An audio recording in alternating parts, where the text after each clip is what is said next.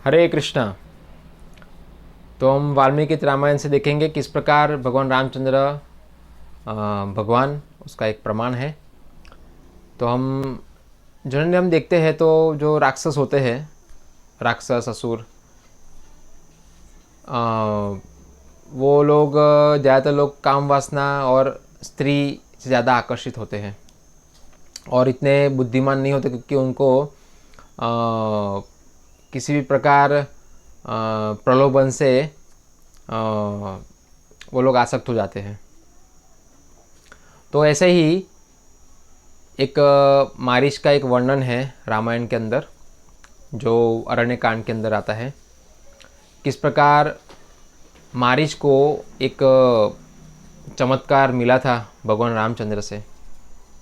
तो उसने कहा है रामायण के अंदर कि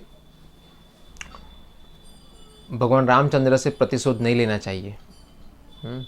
भगवान रामचंद्र का जो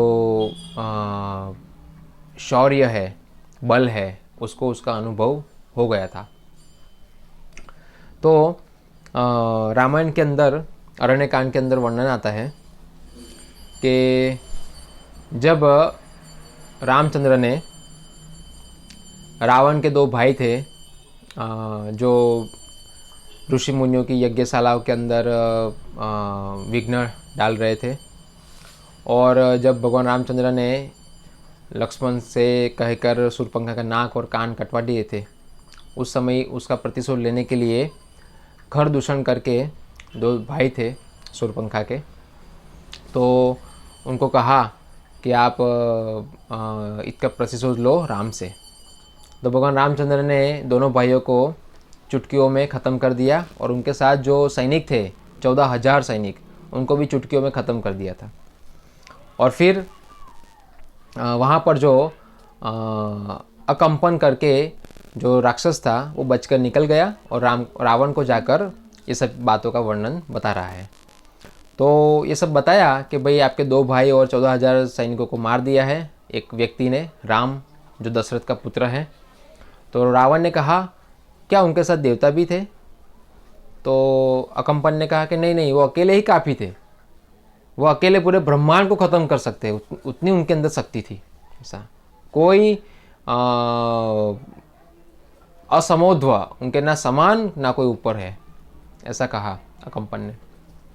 तो रावण ने कहा कि मैं अभी जाकर उसका प्रतिशोध लूँगा। तो उसने कहा कि नहीं नहीं, ऐसा जल्दबाजी मत करो, क्योंकि राम के साथ युद्ध करना और जीतना नामुमकिन है। ऐसा मगर एक तरीके से जीत सकते हैं, राम को ख़त्म कर सकते हैं।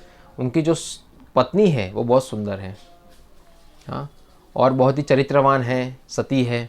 अगर उसको हम उससे अलग कर दे तब राम क्या हो जाएंगे, उनके वियोग में दुखी हो जाएंगे और तब उनका वध कर सकते हैं। ऐसा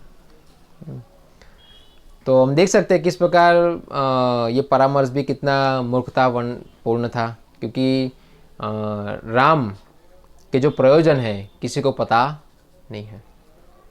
तो रावण ने कहा बहुत अच्छा परामर्श है ये, हम तुरंत ही कल ही जाके मैं ऐसा करता हूँ। तो जो रावण तुरंत ही अकंपन को भेज दिया और सीधे कहाँ गए, मारीच, हाँ, मारीच को मिलने के लिए गया वो।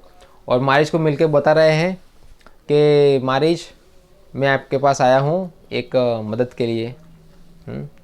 तो मारीच ने स्वागत किया, उनके चरण धोए और फिर कहा कि बैठिए और बताइए क्या है मेरे लायक सेवा। तो रावण ने कहा कि एक व्यक्ति है, मनुष्य है, जो इस प्रकार मेरे दो भाइयों को मार दिया, शूर्पणखा का नाक कान काट दिए, हाँ, बहुत परेशान कर रहा है, ऐसा है। तो हमें उनकी पत्नी जो है उसको हमें उनसे अलग करना है, ऐसा उनको उठा के लाना है।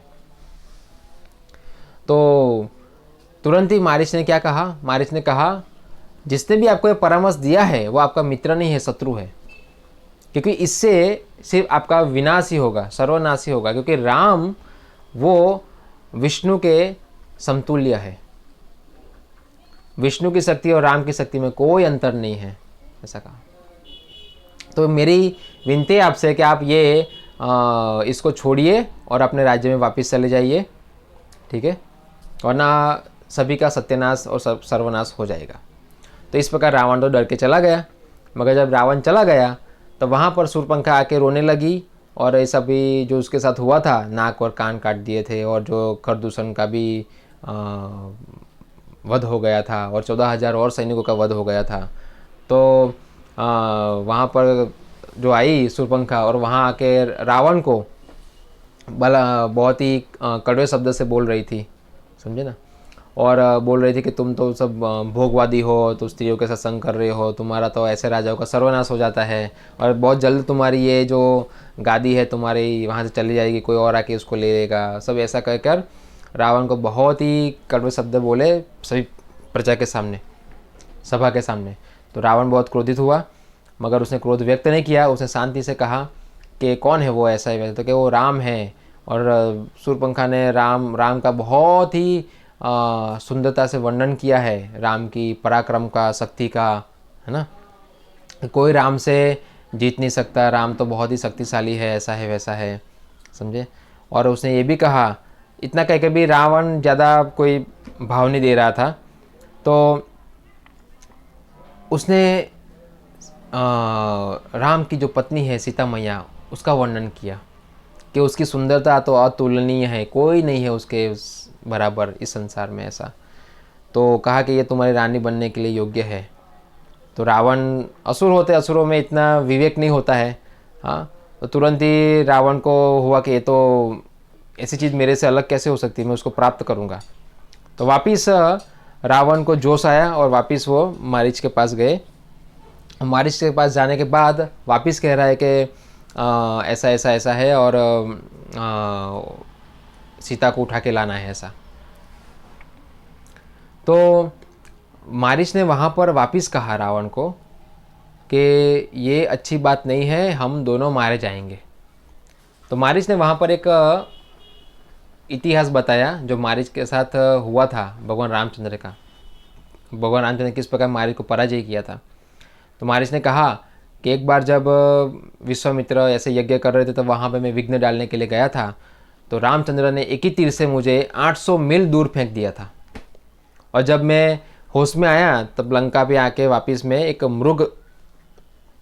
मृग यानी एक सिंह का रूप धारण कर सभी ऋषि मुनियों को खा रहा था। और वापस रामचंद्र जब वनवास कर रहे थे उस समय वापस उन्होंने मुझे पराजय किया, ऐसा। तो तब से मैं ये सब कुछ छोड़कर तपस्या करने लगा हूँ, समझे ना, योग करने लगा हूँ। उसने कहा ये सब चीज़ें में कोई मज़ा है नहीं। देखिए उस समय इतने बड़े राक्षस को एक अनुभव हो गया था कि भगवान से विद्रोह कर कोई फ़ायदा है नहीं, राम से हम जीत नहीं पाएंगे, तो अच्छा है कि हम जीवन की शुद्धि करने के लिए आत्म साक्षात्कार करें। और आजकल के हम देख सकते हैं छोटे मोटे जो असुर है, राक्षस है, हाँ, वो लोग इतने मूर्ख हैं कि भगवान की शिक्षाओं को और ये सब को जो घटना है रामायण के अंदर वो पढ़ने के लिए, समझने के लिए तैयार नहीं है। और इसीलिए फिर ऐसा सर्वनाश होता है। तो वहाँ पर मारीच ने ऐसा कहा और फिर रावण को समझाया, बहुत समझाया रावण को।